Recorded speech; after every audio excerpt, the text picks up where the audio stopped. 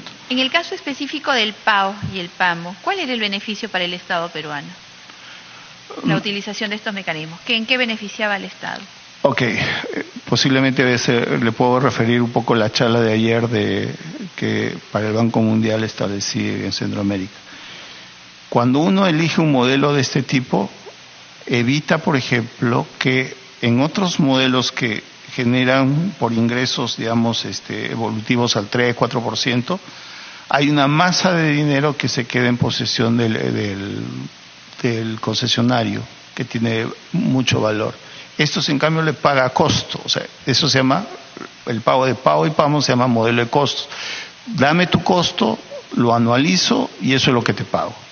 Pero no hay, digamos, un lucro adicional. ¿Claro?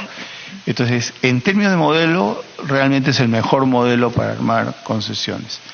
Nuevamente, no confundamos el esquema de pago con la parte, digamos, si le di o no le di garantías del Estado o el instrumento mismo, ¿no? Señor Bravo, la señora Denise Hernández, una trabajadora del señor Pedro Pablo Kuczynski, firmó el contrato de Westfield Capital con Odebrecht para diseñar, negociar e implementar los certificados de reconocimiento de pago anual por obra, los RPAO. ¿Usted conoce a los profesionales de la consultora Westfield Capital? No. ¿Conoce a Denise Hernández? Tampoco. ¿Quién y qué profesionales de Proinversión coordinaron la elaboración del CRPAO? Nuevamente, como le digo, ya había acabado la labor de Proinversión. O sea, con la firma del contrato se acaba. O sea, no interviene ni en la adenda 1, ni en la adenda 2, ni en la adenda 3. O sea, nuestra labor como Proinversión termina en la adjudicación. Muy bien, entonces hay una pregunta. ¿Diseñar el CRPAO a un año después del contrato era una decisión calculada? ¿Calcularon ustedes que esto debería darse después de un año del contrato? La verdad, lo que se necesitaba era un desarrollo, digamos, de un financiamiento, que a través de las asesorías hayan llegado a ese instrumento, a la conformación en un año. La verdad que no sé si fue tiempo suficiente o no, pero lo hicieron, ¿no? La verdad que ahí sí desconozco porque tampoco soy especialista de mercado de capitales. ¿Hubo oposición sobre ello? ¿Sobre la implementación de los RPAOs hubo oposición? ¿Oposición? Sí. ¿Alguien se opuso a que se implementaran los RPAOs? Creo que no.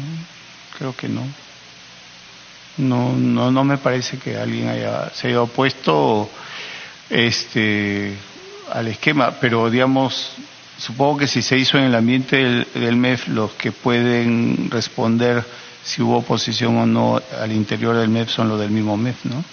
¿Por qué no se incluyó a los RPAOs en el contrato de la Interoceánica en agosto del 2005? Porque nosotros no somos especialistas en mercado de capitales, en ningún instrumento que finalmente se dé. Lo que se hizo luego de la estructuración es que en los demás procesos, ya hasta los últimos procesos, se da un marco para el cual se puede desarrollar, digamos, certificados, que ya no tienen aval del Estado, por cierto. Pero en esos contratos, no. ¿Quiénes coordinaron la elaboración de los RPAOs?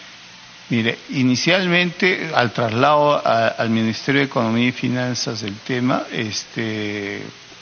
fueron, digamos, los del Ministerio de Economía. Yo lo que sé que se integraron asesores, digamos, de la Corporación Andina de Fomento y supongo que asesores exteriores. Más de eso no lo sé. La CAF dice que intervino la empresa concesionaria, el Estado e inclusive la CAF. ¿Fue así? Sí. ¿Puede identificar nombres de quienes participaron? La verdad que... ¿Por la concesionaria, por la CAF, por el Estado? No lo sé. O sea, recuerdo a un solo funcionario, pero más allá no recuerdo. ¿A quién? Sergio... ¿Le puedo alcanzar el nombre? Perdón, ahorita no... Son muchos años que han pasado que... Según la exposición suya, se considera que los CR-PAO se convierten en documentos transables en el mercado de capitales y que la emisión se da en las Islas Caimán. ¿Puede explicarnos a qué se refería? Ese es un documento público, por si acaso, del donde se saca esa información. La información es la siguiente, o sea, eso está en el prospecto de venta de los CR-PAOs. Entonces, lo que uno explica, y en este caso ya en parte académica, porque yo no lo he explicado en ningún documento oficial, digamos, ¿no? Es cómo se hace la operación. La operación se hace en una compra de un fideicomiso por parte del Estado. Alguien emite el extranjero una obligación, con lo cual capta dinero y eso finalmente se va transando, digamos. Pero esa operación está descrita en los prospectos de venta de los CR-PAOs. O sea, uno lee y traduce. Igual puede conseguir, por ejemplo, del Metro de Día, está el documento y el documento describe cómo se hace. Son operaciones similares todas, cómo se hace la operación, ¿no? Son documentos públicos, digamos. Ahí nosotros no intervenimos en este valor. Terceros compraron este valor. Es un documento donde puede comprar, digamos, en este caso, un inversionista en Nueva York, un inversionista en general de cualquier país, ¿no? ¿Y está siendo cobrado por el portador en años posteriores? De hecho, si es que todavía no ha vencido, ¿no? En el formato de los CR-PAOs, que figura como anexo de la tercera adenda, se indica que el país renuncia a nuestra jurisdicción donde el concedente, o sea, el Estado peruano, acuerda someterse a la jurisdicción exclusiva de cualquier corte del Estado de Nueva York. Este sometimiento tan específico con respecto a jurisdicción, ¿a qué se debe? Nuevamente, lo único que puedo darle es mi interpretación, pero lo que no puedo decirle es por qué se tomó o cómo se tomó la decisión. O sea, lo que yo puedo decirle es que si se va a hacer la colocación en la Bolsa de Nueva York, la jurisdicción válida es la de Nueva York. Si la colocación se hace en Perú, la jurisdicción válida es Perú. ¿Será a que también Westfield y el señor Kuczynski operaban desde Nueva York? No lo sé. No lo sé. ¿Todo iría a la Bolsa de Nueva York? La emisión, nuevamente, son documentos públicos, se hizo en esa plaza, pero son documentos públicos, o sea, uno no... Usted emitió CR-PAOs, ¿no es cierto? ¿Había un plan de emisión de CR-PAOs? Lo que pasa es que eso tenía ya fechas previstas, digamos, tanto en el contrato como obligación de pago, como la parte de la parte financiera, digamos, ¿no? Entonces, el equipo del ministerio, creo que fueron uno o dos, no me acuerdo más, creo que fue uno, y había que emitirle por el financiamiento de la Corporación Andina de Fomento, ¿no? Y ahí es donde se originó todo el proceso. ¿Basado en qué monto de inversión a ser financiados se emitían los CR-PAOs? Hasta donde me toca a mí, el original, ¿no? ¿Se emitían CR-PAOs con un monto de inversión móvil? ¿Móvil? No entiendo la pregunta. Por Odebrecht, ¿quién negociaba los CR-PAOs cuando usted era viceministro? No es que se negociaba, ¿no es cierto? Era una emisión que salía del supervisor, ya con el visto bueno del supervisor, pasa al concedente y el concedente tiene la obligación de emitir, digamos, y se saca una resolución ministerial para delegar a quien, digamos, firma la emisión. ¿Quién firmaba la emisión por Odebrecht? No lo sé. No, yo creo que ellos no firmaban. ¿A qué funcionario de Odebrecht identifica usted cuando emitían los CR-PAOs cuando usted era viceministro? Lo que pasa es que ellos no intervienen en el proceso, ellos reciben el proceso una vez emitido. O sea, porque si yo me recuerdo que la firma es la firma del Estado. ¿Recuerda el Banco Merrill Lynch en la emisión de los CR-PAOs? ¿Tenía algún rol? No me acuerdo de ellos. ¿Quién fue el equipo del ministerio para la emisión de los CR-PAOs? En ese momento me parece que el director general de concesiones era el ingeniero Juan Suito, ¿no? Juan Suito Larrea. Sí. ¿Alguien más de ese equipo recuerda usted? La verdad que no. La verdad que no. Él tiene que tener recuerdo de su equipo. La verdad que yo no me acuerdo muy bien. ¿Cuál es el riesgo de los derivados de los RPAOs que han adquirido las AFP, señor Bravo? El riesgo del Estado. ¿Los derivados emitidos en Islas Caimán están garantizados por el Estado? No, o sea, yo no conozco las operaciones afuera. Lo único que digo es, si hay una promesa de pago y la promesa de pago deriva del Estado, el riesgo es del Estado, de que pague o no pague esa obligación. Lo demás, si hay otras operaciones sucedáneas, no las conozco. Señor Bravo, vamos a hacer preguntas sobre el proyecto especial Chavimochic. Con fecha 27 de septiembre del 2012 se otorgó la buena pro del concurso público para la contratación de servicios de ingeniería especializada y asesoría de transacción para el proceso de concesión del componente de obras hidráulicas mayores del proyecto Chavimochic al consorcio denominado Chavimochic 3, integrado por las empresas Nippon Koei Latin American Caribbean Co. Ltd, Nippon Koei Co. Ltd, Universidad de San e Ingeniería Civil Internacional S.A. Le pregunto, ¿tuvo o tiene algún vínculo con el consorcio Chavimochic? El consorcio está, como bien refiere, 70% por Nippon y las otras empresas técnicas y el 30% era de SAN. Yo estuve como coordinador, por la Universidad de SAN, ¿no?, en ese proyecto. ¿Cómo ingresó a laborar a dicho consorcio? Como representante de SAN, o sea, nosotros tenemos funcionando en la Universidad de SAN lo que se llama el Instituto de Regulación y Finanzas, que hizo ese proyecto, que hizo la parte de asesoría de ese proyecto, ¿no? Yo laboro, por si acaso, en el SAN más de 30 años, ¿no? ¿Y cuál fue el monto de su remuneración por este trabajo? ¿A quién? Yo no gano en función del proyecto. O sea, yo tengo una asignación como director y lo que se remunera por proyecto son los consultores asignados al proyecto. ¿Usted no tuvo una remuneración no o tengo una bonificación especial por este proyecto? En ningún proyecto.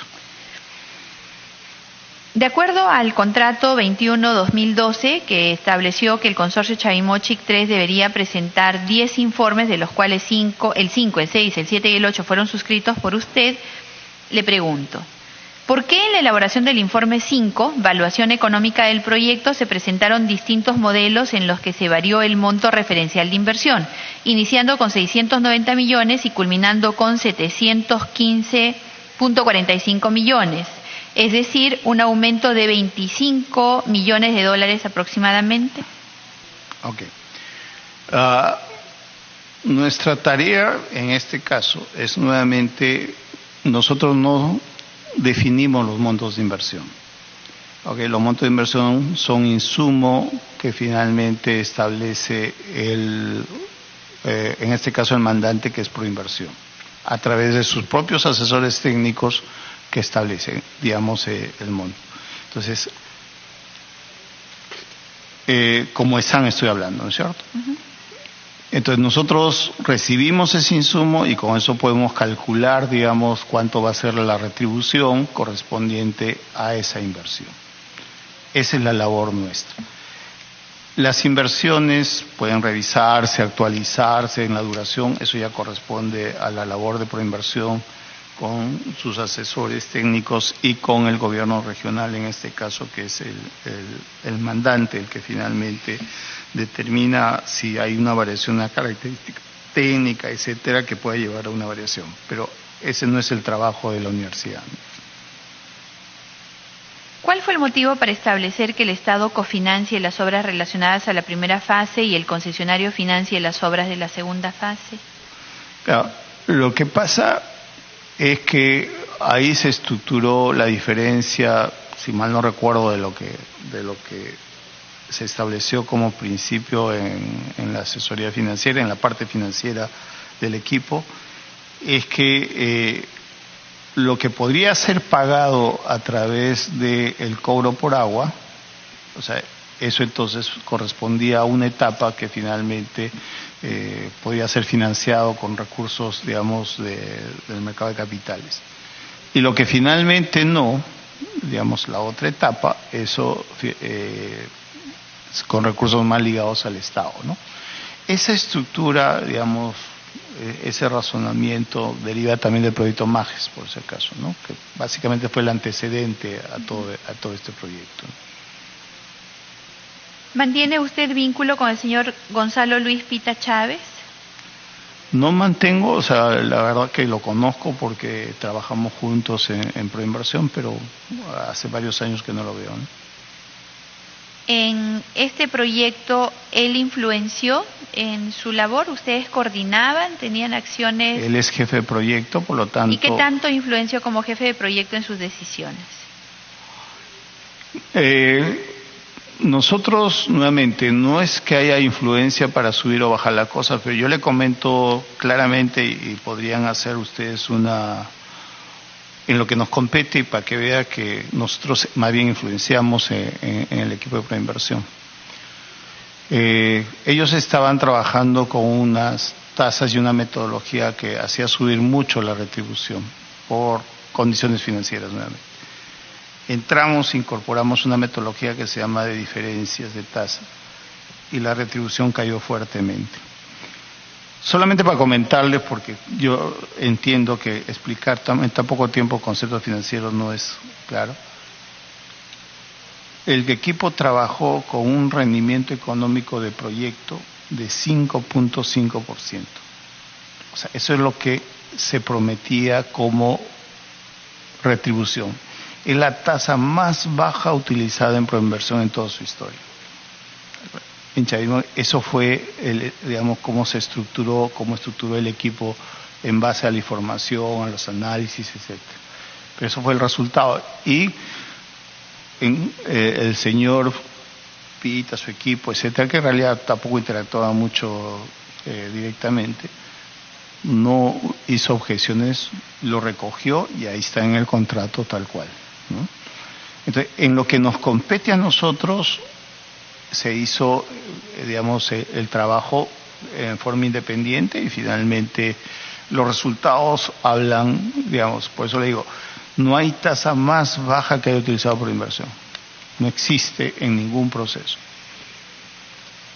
Le vamos a pedir que alcance esta comisión el detalle de sus propiedades, muebles e inmuebles, que registra su persona o la sociedad conyugal, si es que hay sociedad conyugal, fecha de adquisición y el origen del dinero para poder implementar sus compras. Yo, si quiere, levánteme la parte tributaria para que vea de dónde vienen mis ingresos. En realidad yo no tengo nada que ocultar al respecto, ¿no? ¿Usted es accionista en alguna empresa? ¿Gerente general o apoderado? Sí, o sea... ¿Puede decirnos de qué empresas usted es accionista, gerente general o apoderado? OWL se llama la empresa, OWL, ¿no? ¿Es la única? Sí, soy, digamos, accionista de esa empresa, apoderado de esa empresa, ¿no? ¿Tiene cuentas bancarias en el extranjero? No. ¿Tiene denuncias? A propósito, doctora, para que vea yo he pedido levantamiento bancario, etcétera, y ya me respondieron hace un año, ¿no? Hace un año que pedí todos esos levantamientos y la respuesta fue que no me están investigando por eso, que no hay tema de la misma. Entonces, yo ya tengo todas las respuestas porque yo voluntariamente pedí todos esos levantamientos, ¿no? Entonces ya me respondieron, o sea que por ahí el tema no va. Entonces yo le puedo incluso alcanzar esto. Digamos, de las investigaciones, para resumir, no se encuentra relacionado con la apertura de cuenta bancaria que hubiese realizado el imputado de banca privada de Andorra, ni en ninguna entidad financiera, digamos, por lo que su pedido de levantamiento no resulta útil, pertinente ni conducente a lo que es el objeto de investigación. Entonces yo ya pedí todos los levantamientos, yo no tengo problema, entregarle lo mismo a usted, ¿no? ¿Cuentas bancarias en el extranjero? Sí. No, en el extranjero no tengo. No tiene. En Panamá, Islas Caimán, Andorra, Suiza, ninguna. No, justo ¿Tiene denuncias eso, ¿no? o investigaciones relacionadas con respecto al proyecto Chavimochi, Colmo, Cirsa Sur o Línea Amarilla? A ver, en lo que es Cirsa Sur es público que finalmente las investigaciones tienen que, digamos, derivan de lo que ustedes mismos han visto, que nuevamente se resume al hecho de haber elevado al Consejo Directivo la suspensión del proceso que hicimos. También pedimos manifestación voluntaria de ese proceso, y en ese proceso ya dimos nuestra mención voluntaria, nunca nos llamaron. Y también el resultado fue, por ejemplo, en un proceso que siempre estas denuncias públicas que hay de todo el mundo, lo que hizo es archivar por ese motivo, digamos, el tema de por ejemplo, el doctor Percy Velarde, estábamos varios, por el tema de los informes legales y por el tema de la elevación, digamos, de esos informes para sustentar que el Consejo Directivo tomara la decisión de continuar con la firma del contrato.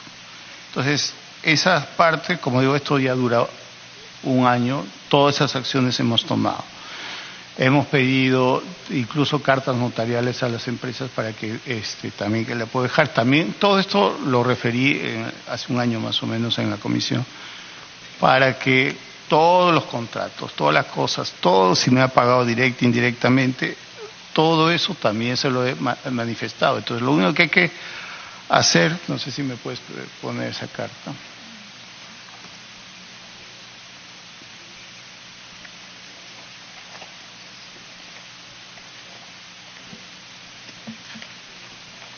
Okay.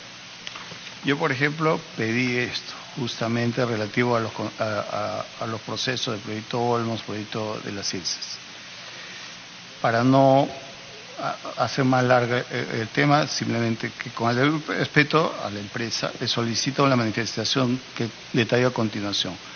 El suscrito no ha recibido pago, remuneración, retribución o cualquier otra forma de desembolso de manera directa o indirecta de cualquier forma relacionada con las adjudicaciones del proceso de concesión Olmos, IRSA. Estoy resumiendo un poquito la relación.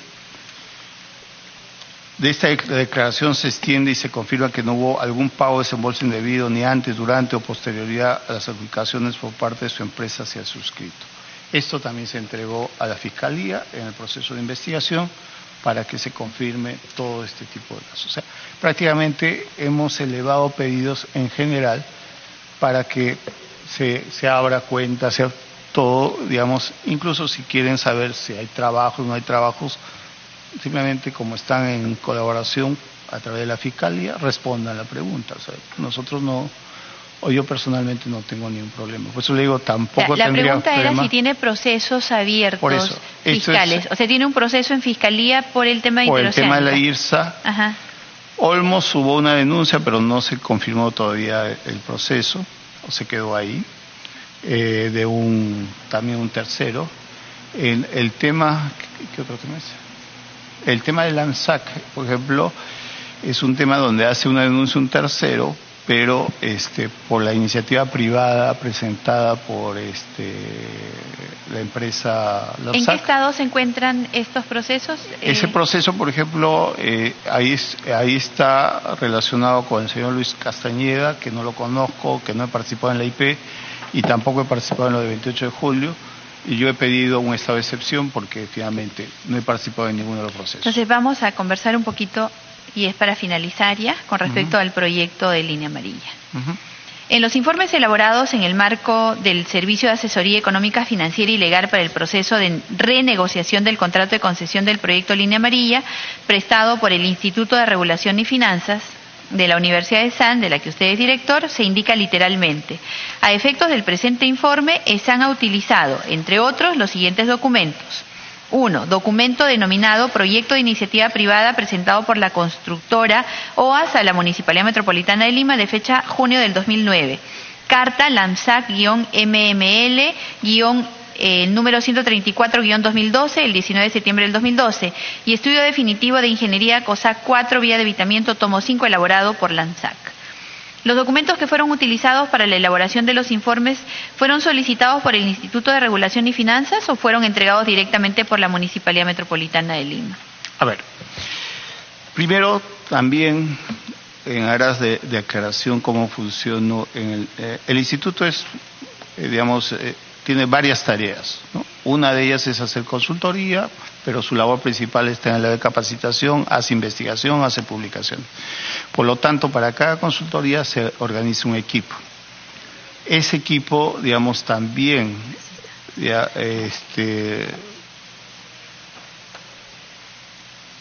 ese equipo fue contratado específicamente, también ya informamos por escrito la conformación del equipo. Alcanza esta comisión, por favor, la conformación de ese equipo. Lo alcanzo sin problema, doctora. ¿Y cómo funciona? El equipo tiene una tarea, que es la tarea financiera, y pone la Municipalidad de Lima, a través de la GEPIP, un equipo de contraparte, ¿no? Organiza un equipo de contraparte. Y la información fluye entre ambos equipos, el de consultoría y el equipo de la GEPIP.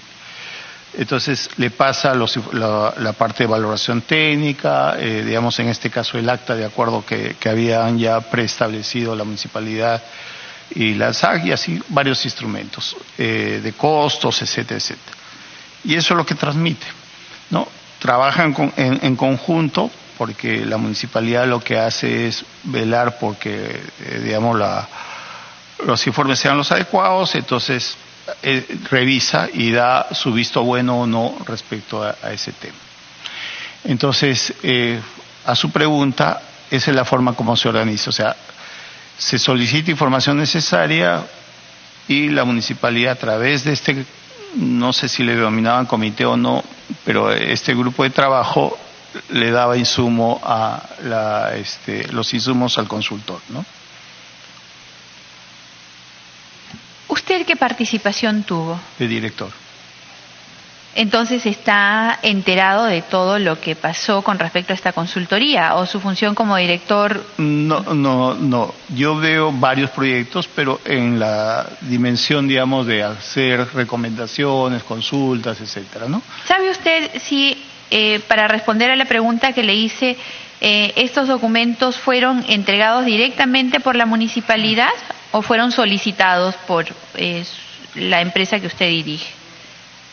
Como le digo, fueron básicamente a través de correos electrónicos, entregas de información. Ya, pero entonces, ¿la municipalidad lo entregó de iniciativa propia o fueron solicitados por el instituto? Generalmente uno lo que hace es una lista de información necesaria, ¿no? ¿Y la piden? Y la piden. Exacto. Muy bien. ¿Sabe si solicitaron otros documentos a la municipalidad, además de los que le acabo de mencionar? Una cantidad enorme que también hemos entregado a Fiscalía, que nos solicitó lo mismo. Le requerimos ese listado de documentos. Nosotros tenemos un USB, la verdad es tremendamente grande.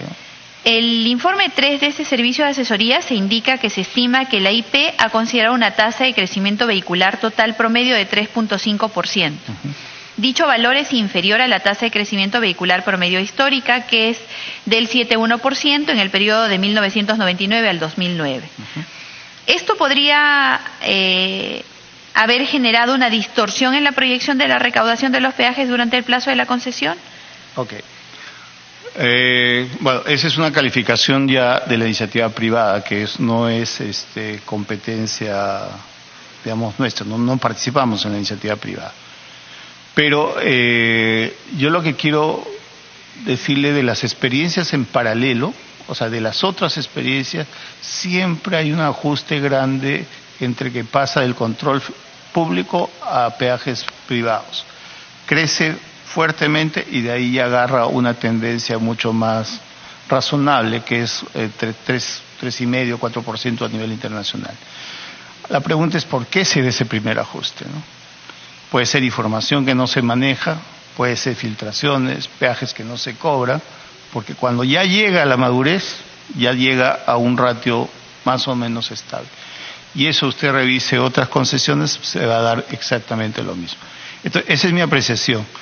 Ahora, ¿Dónde estuvo la responsabilidad? Eso yo no lo puedo precisar porque yo no, como digo, el equipo no ha participado en la iniciativa privada para ver eso. ¿Usted o su empresa o el instituto, perdón,